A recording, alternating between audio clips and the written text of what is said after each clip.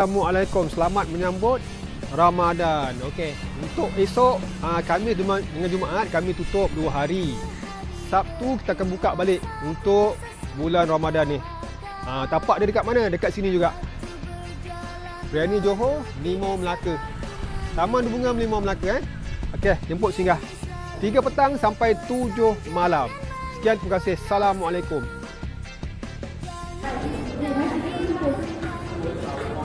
Kambing